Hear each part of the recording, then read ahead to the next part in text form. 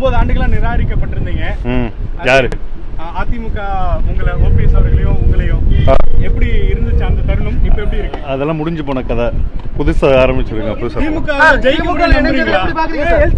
ஏடிஎம்கேங்கிறது அதிமுக தேதிங்கிறது ஏடிஎம்கே கோட்டைன்னு இருக்கும்போது அங்க ஜெயிக்க முடியும்னு பாக்குறீங்களா?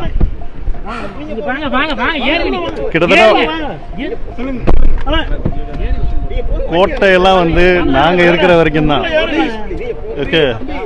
நாங்க வந்ததுக்கு அப்புறம் அது கோட்டை கிடையாது, ஓட்டை.